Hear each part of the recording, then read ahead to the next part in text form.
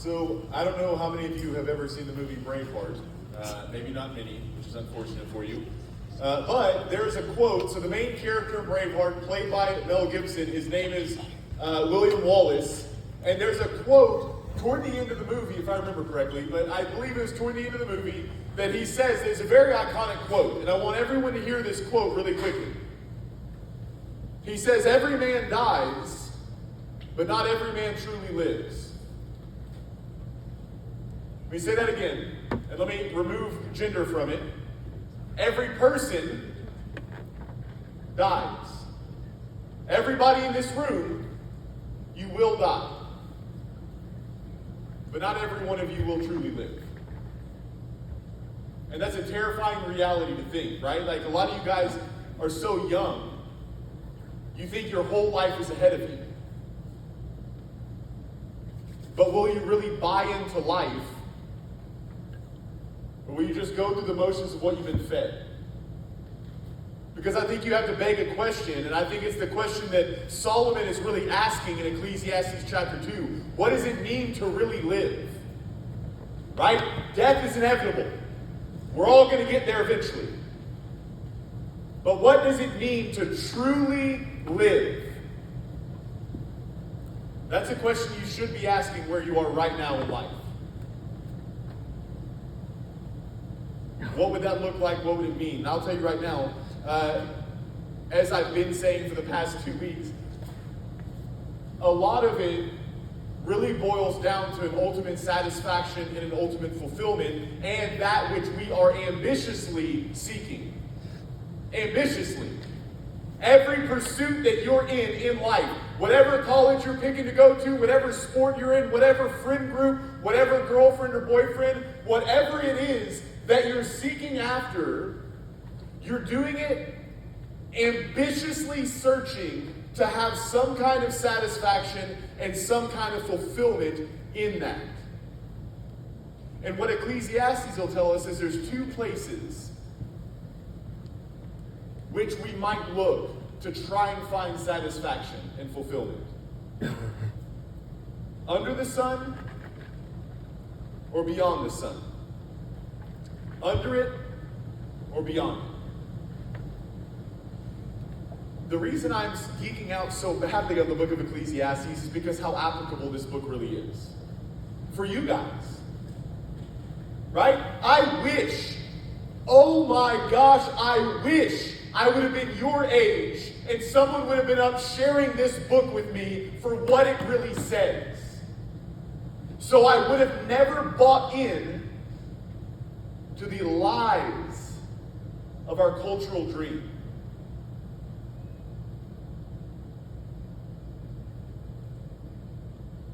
What's beautiful about this book is that what Solomon ultimately does is he's going to scrutinize everything under the sun. Very, very, very, very intensely, he's going to scrutinize everything under the sun in hopes to find satisfaction and fulfillment. That's his goal. That's his ultimate goal. And in chapter 2, you know what we're going to get a picture of? We're going to get a picture of Solomon's experiment. Right? That's what he's looking for. Solomon says, I want satisfaction and I want fulfillment, and I'm going to do everything I can to find it. And so in chapter 2, he's going to share with us what that looked like. Do you know why? Because just like the rest of you and just like me, Solomon is scared that he might be missing out on something. He's scared that he's living his life at whatever age he is at this point before he goes on this pursuit. He's scared that there's something beyond what he has, and he has to try to get a grasp on it. He doesn't want to miss out. And so he's going to perform, if you will, sort of a science project on life. He's going to perform sort of a science project. And so chapter 2 is going to give us the scope of Solomon's experience. And I want to remind you of something before we really get into this. What Solomon is doing is he's going to experiment, he's going to scrutinize everything under the sun. What that means is it means everything having to do with this life in this material world. In other words, if you said, you know what, I don't want to walk with God anymore, Instead, I'm going to depart from that and I'm going to pursue the things of this world. That's what Solomon's saying. He's saying there has to be something under the sun that would offer some real satisfaction. And so his willingness is to turn away from God in order to see if he can find it. So Solomon puts it to the test, and there's 3 lessons we're going to learn from this chapter. 3 lessons. And listen, I'm hoping that just these 3 things I'm fixing to read to you may offer you some kind of about your life. Number 1, pleasure always demands more pleasure. Let me say that again. Pleasure always demands more pleasure. Number 2, doing things right in the end will still feel wrong. Doing things right in the end will still feel wrong. Thirdly, depression, stress, and anxiety make perfect sense. Now remember, contextually, under the sun, to choose a life apart from walking with God and living for his kingdom, those are the 3 things Solomon comes to discover to be true. And so let's look at it. Ecclesiastes chapter 2, starting in verses 1 and 2. I'm going to try and cover the whole chapter. It's 26 verses. I'm going to try. Most of this is just bullet point stuff. Verses 1 and 2, Solomon says this: I said to myself, come on, let's try pleasure. Let's look for the good things in life. But I found out that this too was meaningless. So I said, laughter is silly. What good does it do to seek pleasure? So his first experiment, very simply put, is pleasure. And if you want to know what that looked like what did it look like in order for Solomon to pursue pleasure, it involves the mixture of 2 things. One is a word we call hedonism. And I know some of you are like, what? I'll explain that. Hedonism, self. Those are the 2 things being mixed together. What is hedonism? Hedonism is essentially you aiming your life at doing whatever you can to make yourself happy. Hedonism is self-centeredness and doing whatever you want in order to try and find that happiness. And so Solomon is going to mix those 2 things together. And what's funny is before he even unpacks what all he does, he already gave us the outcome. Meaningless. In all the pursuit, it was meaningless. It was vanity, as the scriptures would clearly put it. Now remember, let's define vanity really quickly with an image that I gave you guys last week. You're sitting in this room right now. Okay, Dylan, he's sitting in the room right now, and Dylan is hungry, right? He might really be. Dylan is starving.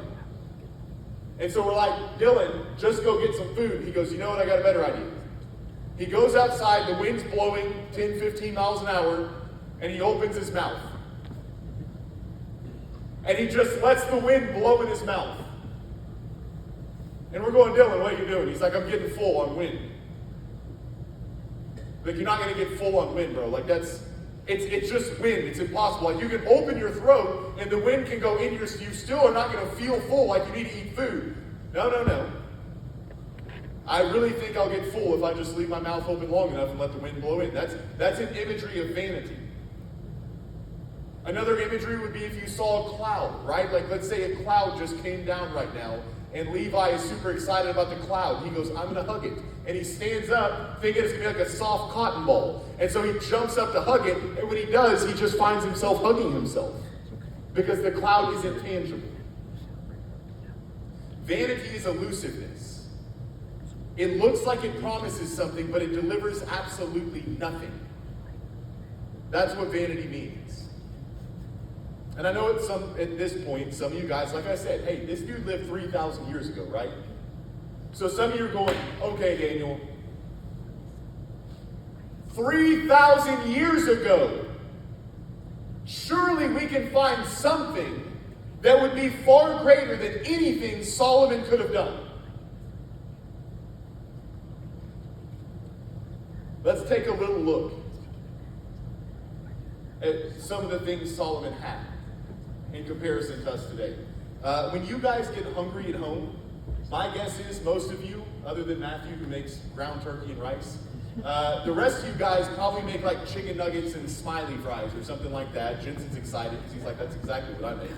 But Ryan obviously does because she's criticizing me. That's what most of you would do, right?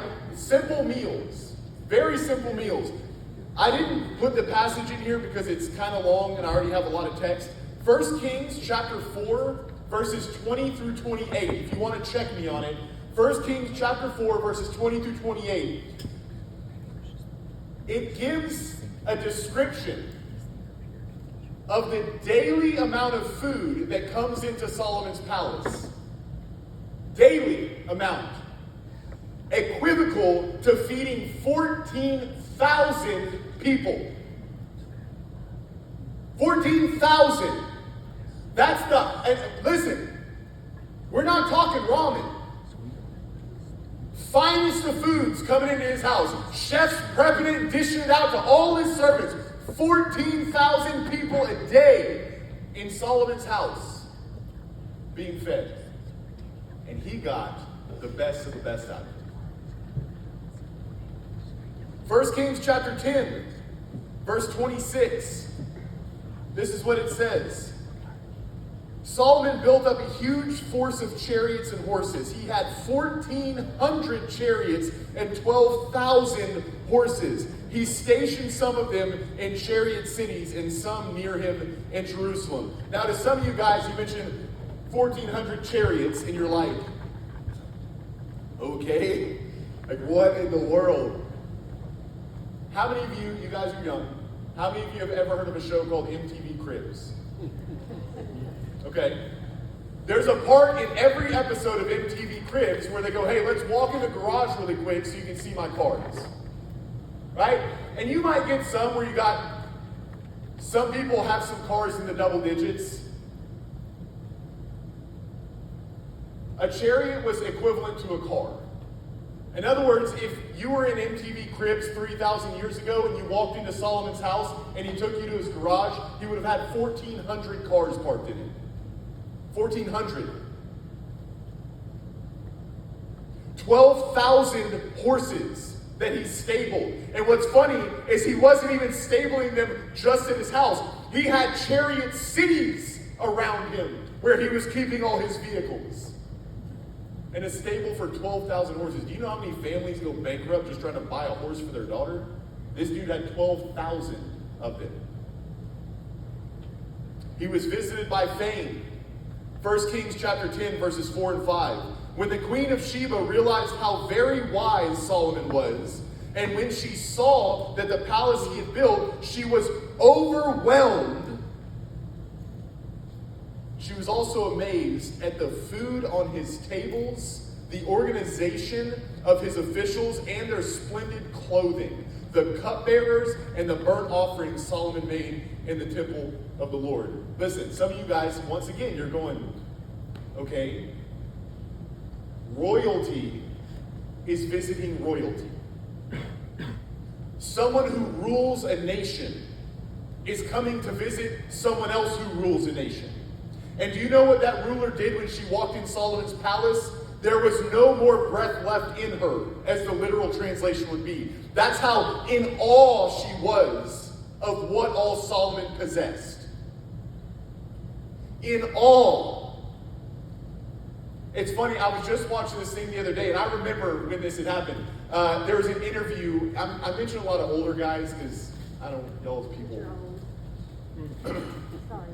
Back when things were better. 50 Cent was being interviewed on how he felt that he followed Eminem on social media, but Eminem didn't follow him back. You know what 50 Cent's response was? He's Eminem, why would he need to follow me back? Right? Greatness in the rap game. Recognizing greaterness to the point where he goes, I'm not even insulted, like that dude's legit. He doesn't have to follow me back.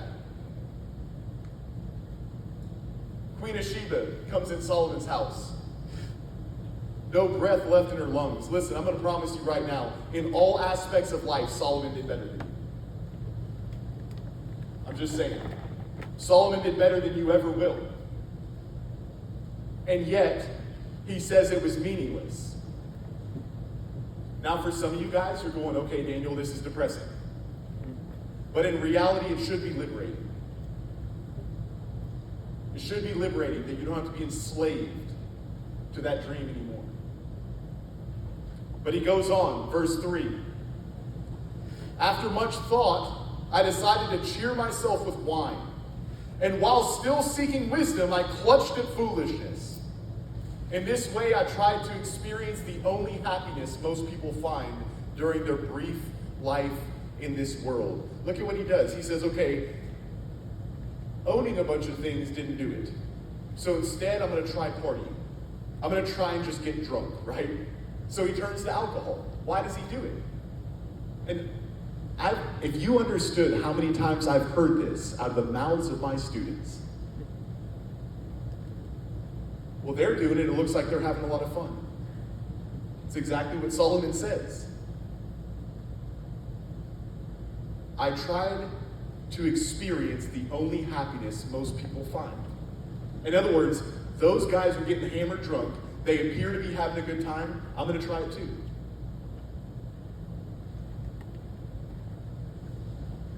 Now we need to do a little compare and contrast really quickly. If I have any partiers in the room, your partying probably involves really cheap beer, possibly being drank out of red Solo cups. If we're honest. Like, that's the highest you're getting. Some of you might drink White Claws, and that's embarrassing. Solomon would have barrels on barrels of the finest wine from his own personal vineyard brought into his house for one party. Barrels on barrels of the finest wine brought in. You know what's interesting? He didn't drink it out of a red Solo cup. You know what he drank it out of? Him and all his friends, all of them, all however many servants he had. Red-plated goblets is what they were drinking wine out of. The lowest servant in his house, golden cups. Did I say red-plated? I meant golden-plated. My bad. Golden-plated goblets is what they would be drinking out of. You know what else is interesting about it? When he would have these parties and all these people would come over drinking fine wine out of golden mugs, he would bring in live bands, like live orchestras, right? This dude doesn't have a Spotify account where he's plugging it into a speaker. He's got Kanye on retainer. Literally. He's like, random moment, hey, I'm going to throw a party, calls all his boys up, they show up, he calls up Kanye, yo, man, I've been paying you all year, get over here. Kanye shows up, and they're going to party hard. He's putting on a live concert at Solomon's house party.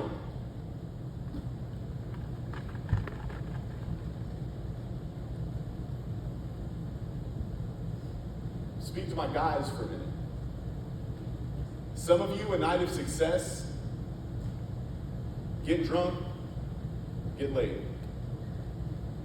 Being honest, that's what you look forward to. It's a shame, but it's true. You know something about Solomon's party nights? According to 1 Kings 11, verse 3, he had 700 wives of royal birth and 300 concubines. Solomon had 1,000 women at his fingertips at any minute to please him sexually however he wanted, because he was the king and they could not say that. 1,000 women.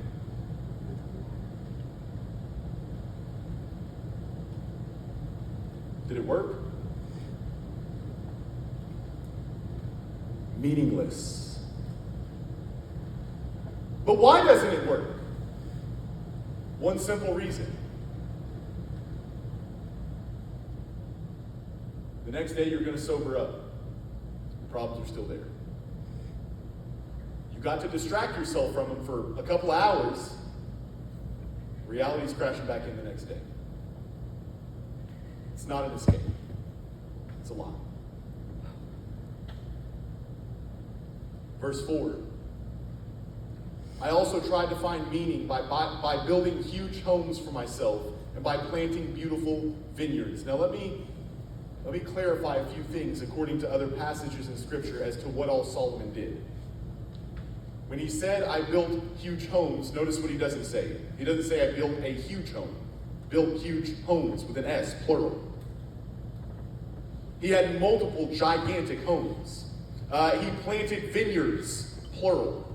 Vineyards. He planted gardens, plural. He planted parks, plural. He had parks filled with fruit trees, plural. He built, listen to this, he built pools to water his forests, plural. You have a 1,000-acre ranch, that's cute. This dude has his own forests. And he builds pools to water them. Thank you. Do you understand the real estate this guy had? His first palace, he spent 13 years building it. And you go, yeah, but he didn't have all the sophisticated technology we have today. Maybe not, but he had at least 14,000 servants. And it still took 13 years to build his first palace.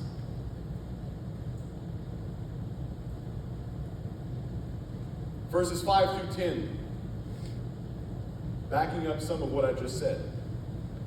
I made gardens and parks, filling them with all kinds of fruit trees. I built reservoirs to collect the water to irrigate my many flourishing groves. I bought slaves, both men and women, and others were born into my household. I owned large herds of flocks, more than any king who had ever lived in Jerusalem before me. I collected great sums of silver and gold, the treasure of many kings and provinces. I hired wonderful singers, both men and women, and had many beautiful concubines.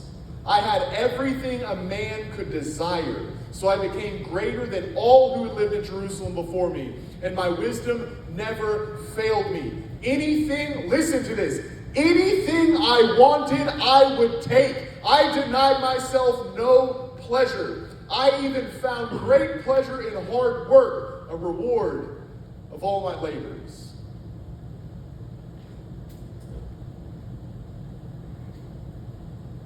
Solomon said that he bought slaves and they had kids in his house who were born into it. Now, don't get it mixed up.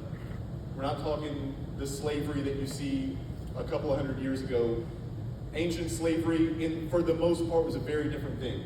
It was the same thing as having someone who is a maid at your house or mows your lawn, right? It's hired. They were hired. It was not abusive. It was not oppressive the way that African American slavery was oppressive. It's a very different concept. Please don't get it mixed up. Nevertheless, here's what I can promise you. Solomon had slaves on slaves, servants on servants in his home to do whatever he wanted them to do. He did not have to lift a finger to do anything. That's literally Tingus' dream, wherever she is. Is she here? Yeah, there she is. That's her life dream, right? Solomon had it. Solomon says he basically had a private petting zoo that he filled with all kinds of different animals. His annual income, I had to double check this one because I was actually wrong the first time I wrote it down. His annual income, which we don't have an exact number, consistently, right? Not just like a couple of years of this, consistently multiple billion dollars, multiple billions of dollars annually if you brought it into 2022. That's what it would equate to. Multiple billions, consistently. Not just had a good year. That's the gold and silver that this guy was bringing in. Here's what I can promise you about Solomon. Solomon climbed to the peak of the corporate ladder. He was the most powerful man in the known world. He was praised by all the other rulers around him. He was a fantastic king with entire, what could be numbered as nations, working underneath him. It does not get to a higher status than what Solomon had. And what's more than that, he says, I never told myself no to anything I wanted. Do you realize that right now I want Sonic and I'm mad because I won't let myself have it? Solomon's like, no, listen, anything, any single thing I wanted, there was nothing outside of my grasp. He had the money to do whatever he wanted, whenever he wanted, and he had the power to do it, and no one could tell him no. Anything Solomon wanted to do, it was his to do it. Verse 11. But as I looked at everything I had worked so hard to accomplish, it was all so meaningless, like chasing the wind. There was nothing really worthwhile anywhere. In other words, all was vanity. All was vanity. He had it all, and none of it worked. He had every bit of it, and none of it worked. And you have to keep in mind, what's the ultimate thing he's seeking after? Satisfaction and fulfillment. Had everything, did not have that one thing. Why do you think your life would end up any differently?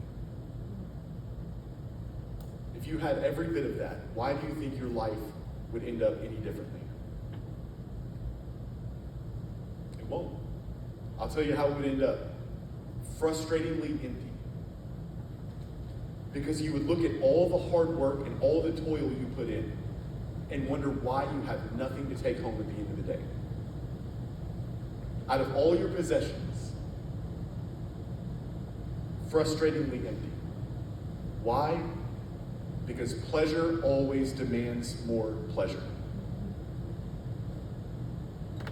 Pleasure will always demand more pleasure. And the reason is because we have a heart that wants, but can never actually find something to satisfy it. And here's what scares me. Here's what scares me for a lot of you in this room. Listen to me.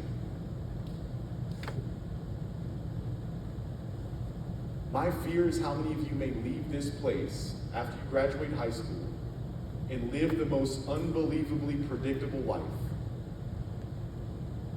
just to end the same way Solomon does. You'll go to college, probably party all the way through it. You'll graduate, you might achieve success in whatever career you want to achieve it in. You might climb the corporate ladder all the way to the top. You might get respect, you might get fame from everything. You could be at a point where you walk into the building that you own where other people work, and you get on the elevator and people are scared to talk because the weight you carry when you get in that elevator. You might have nice cars, you might have nice homes, you might have nice servants, you might have a really nice family. And in the end, you'll be so frustratingly empty, and it'll seem like you have absolutely nothing at all. And blindly, you keep on groping for the same exact thing.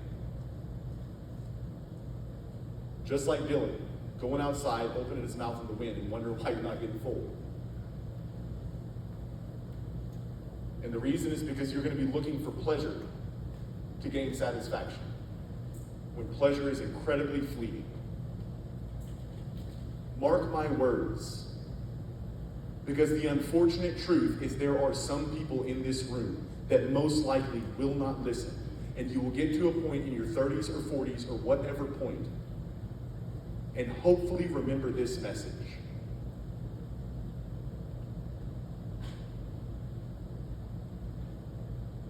Verses 12 through 17. Let me start speaking to my rule followers. All right, so we talked to the party people. We talked to the rule followers. So I decided to compare wisdom with foolishness and madness. For who can do better than I, the king? I thought, wisdom is better than foolishness, just as light is better than darkness. For the wise can see where they're going, but fools walk in the dark. Yet I saw that the wise and the foolish share the same fate. Both will die.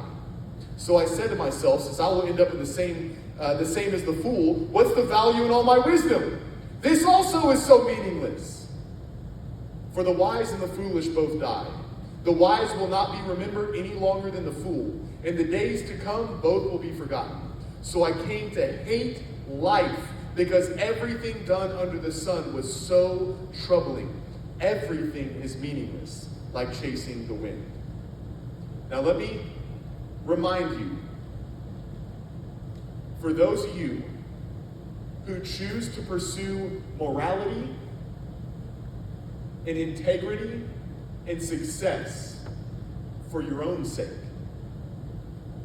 you can be a very good moral person and want nothing to do with God whatsoever.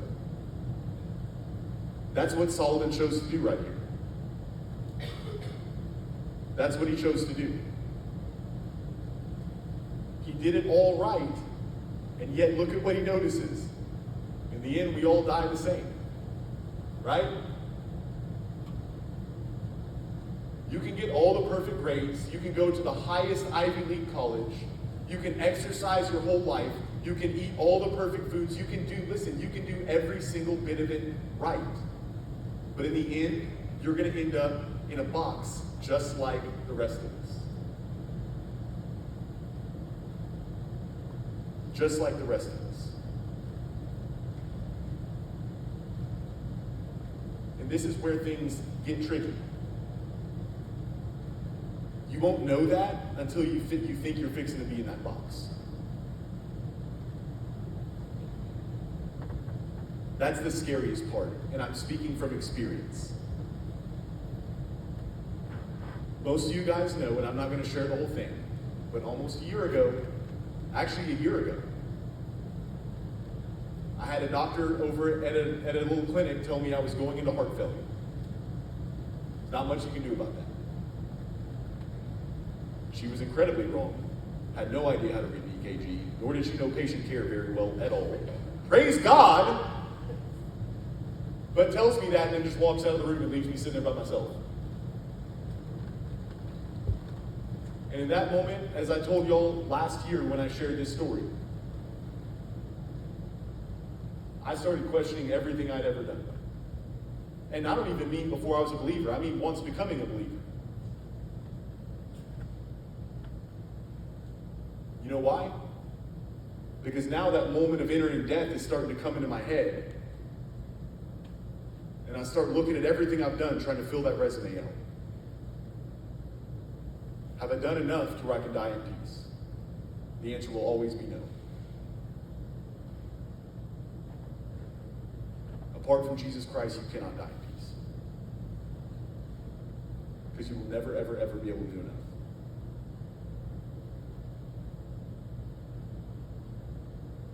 Verses 18 through 23. I came to hate all my hard work here on earth. For I must leave it to others, everything that I've earned. And who can tell whether my successors will be wise or foolish? Yet they will control everything I have gained by my skill and hard work under the sun. How meaningless. So I gave up in despair, questioning the value of all my hard work in this world. Some people work wisely with knowledge and skill. Then they must leave the fruit of their efforts to someone else who hasn't worked for it. This too is meaningless, a great tragedy. So what do people get in this life for all their hard work and their anxiety? Their days of labor are filled with pain and grief. Even at night, their minds cannot rest. It is all meaningless. You know something I love about the scriptures? Spencer and I were just talking about this outside earlier. They just get us. Man, they just get it. Look at how he ends that. Even at night, their minds cannot rest. Anxiety and despair, gripping and grabbing. I love how the Bible speaks to our emotion so clearly. Because depression, anxiety, and stress, man, they make sense if this is all your life is. How many stories have you heard, even movies you've watched, TV shows, whatever, where some dude works, creates a Fortune 500 company, dies, leaves it to his son who runs it into the grave. You know what I mean? You see that all the time. This family who built up this amazing thing and then has kids that are just complete numbskulls and just ruin their whole reputation, everything they'd ever spent their lives building. It's such a shame. but it's such a reality. And you know what's sad? For the people who live their entire lives laboring away to have something to leave behind, who knows who's going to take over? So you know what ends up happening later on in life as you start to realize this? You lay in bed at night and you can't sleep. Because no matter how hard you've tried, none of it's going to end up paying off. And so when that's our life, when our life is aimed constantly at what's under the sun, depression, stress, and anxiety make absolutely perfect sense, because you are leaving this life the same way you came into it, with absolutely nothing. Nothing.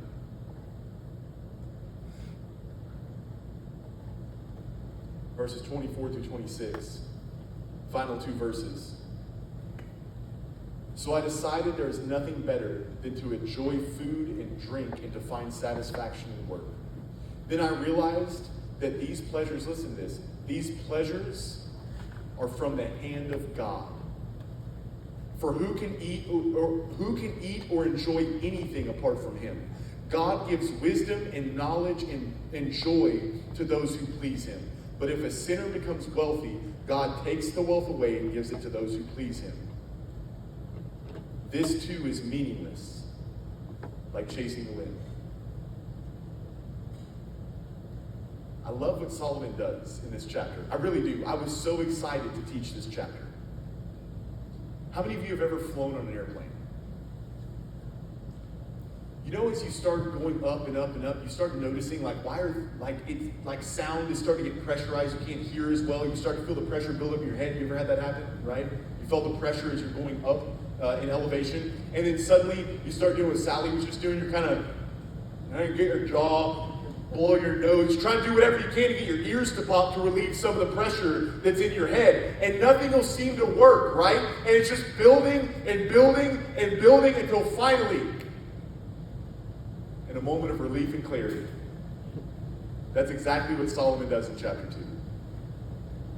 He brings you to the end to where you think this whole thing is pointless. This whole thing is a sham. What's the point of getting out of bed? And I'll say this. Without any sense of God, without any relationship with God, it is utterly pointless. Because no matter how much you put forth in this life, you will lose it. But notice the simplistic approach that Solomon takes. He basically calls us to look to life beyond the sun, to redirect our gaze, right? In other words, any good thing in your life that's pleasurable, God's given it to you for the sake of enjoying it. So enjoy it, right? And some of you are like, well, how can I after everything you just told me, Daniel? Simple. The other reason you shouldn't enjoy it is if you think that's the thing that's supposed to bring you satisfaction and ultimate fulfillment. Right? These things that God gives you, if God gives you a good college, and if God gives you a good career, and if God gives you a good husband or wife, and if God gives you good children, if God puts good food on your plate, that's a good thing. Where the problem comes in is when you make it an ultimate thing. When you make that the thing that life should be all about. Because it's not. And that's where the danger comes in ultimately. Is that we put pleasure and joy, we put the expectation of pleasure and joy on things that God created. And not on God, who is the ultimate pleasure and joy. Psalm 16 verse 11 tells us that at his right hand are pleasures forevermore, that in his presence everlasting joy. Your ultimate contentment and satisfaction is going to come first and foremost in knowing him. In fact, Jesus Christ said it in John 10:10. He said, the thief comes to steal, kill, and destroy, but I've come to give life and life in abundance. You see, it's a shame when we ask something to do what it was never created to do. And that is where so many lives will end up so empty. is because you have asked something to do something it was never created to be able to do. It was created to be enjoyed, but not give you ultimate satisfaction and fulfillment. And so the question you have to ask is this: is pleasure a gift or is it God? Let me ask that again. Is pleasure a gift or is it a God? If pleasure is a gift, you'll always be able to enjoy it.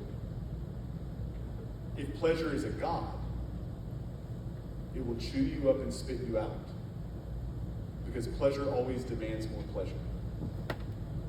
You will never reach the top of it. And you will become so frustratingly empty when you have tried everything in your power and still could not attain it. Just like Saul, who, like I said, tried it way better than any of you in this room ever will.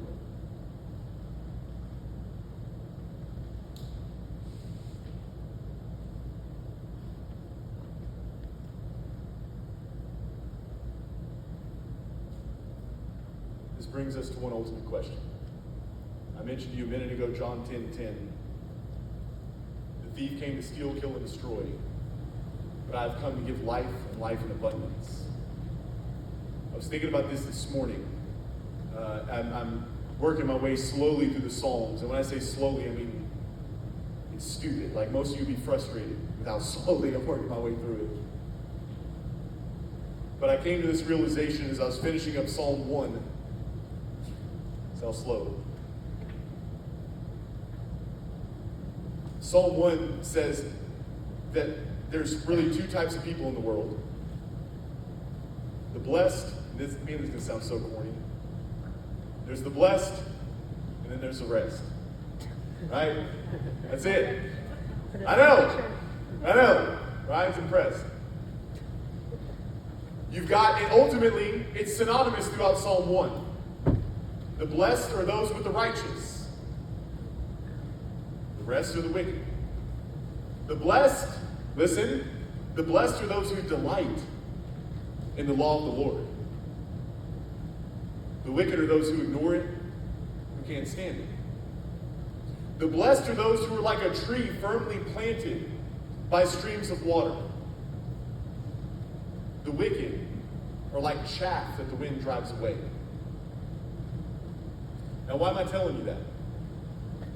Because something blew my mind. Listen, I'm not exaggerating when I say this. I have studied, not just read, I have studied Psalm 1 probably over 12 times. I've studied it. I love Psalm 1. It's probably my favorite psalm in the whole Bible. And something dawned on me this last time I was studying it. I already knew the definition of the word blessed. It ultimately means happy. That's the best translation we have. But happy to a degree that others should envy you. You're so happy. You know one thing I didn't know? The whole time I thought blessed was an adjective in the Hebrew. It's a noun. In other words, it's not a descriptive, right? We could say Brio's blessed as an adjective, as a descriptive, but if it's just a descriptive, she could also be faking her happiness every time she comes around. When the Psalms talk about the blessed person, they're talking about the condition of that person. An ultimate internal joy that is not based on the circumstances of life. And so I stopped and I thought about that this morning as I finished up Psalm 1, and something dawned on me. There's this chapter in Luke chapter 10, or this verse in Luke chapter 10, verse 20, where the disciples had just been sent out by Jesus to go and basically do ministry. And they went and did ministry, and they did all kinds of miracles to the degree where demonic spirits were submitting and leaving at their commandment. And so the disciples came back super excited, right? They come running back to Jesus all pumped up, and they're like, Lord, you cannot believe it. We did all kinds of miracles, even to the degree where the demons would submit to us in your name. You know what Jesus said? Don't be excited about the fact that you can do miracles and that demons submit in your name. In other words, don't be excited about success. If you're going to be excited about anything, be excited about the fact that your names are written in heaven. Be excited that you belong in that kingdom, that that's where you will be forever after death.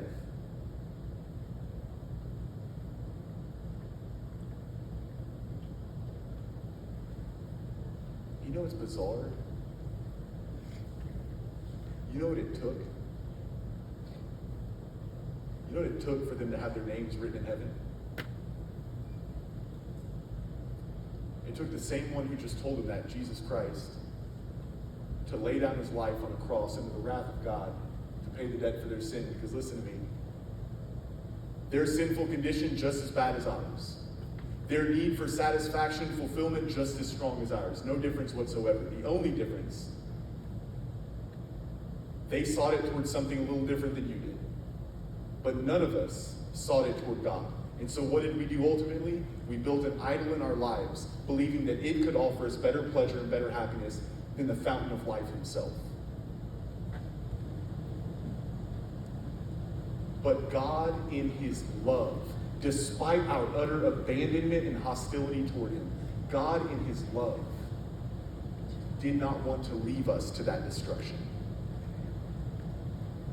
And so he sent Jesus Christ to suffer the punishment for our idolatry, to suffer the punishment for us trading in God for little created things, to suffer our punishment for all the times we felt God calling us, but we've ignored it and turned away. Christ laid down his life, shed his blood, so that we could be brought back to God, so that we could be reconciled, and so that our names could be written in that kingdom. Listen to me. Do you want to know how you can enjoy every aspect of life? By knowing that these things are good, but the best is yet to come.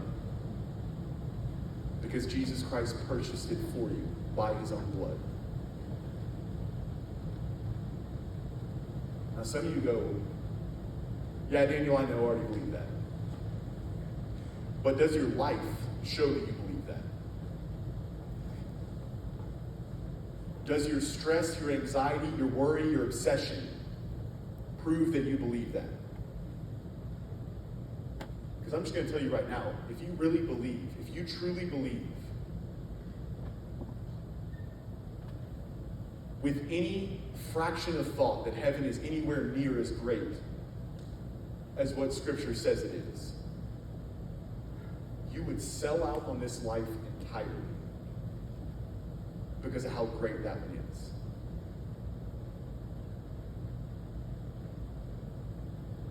So I don't care if you can recite the message of the gospel to me, that Christ died for your sins. I'm asking you if you believe it, because that means all the world to you. And if you do believe it, you'll get a lot of gifts in this life. And you should enjoy it. But always remember, the ultimate enjoyment, the ultimate pleasure is going to come when you get to stand before your God and your Savior with unveiled eyes, to see him in his glory, and to worship and celebrate and enjoy him forever. Because every good gift that you experience here is only a foretaste of the infinite joy that awaits. Let's pray. Father, thank you.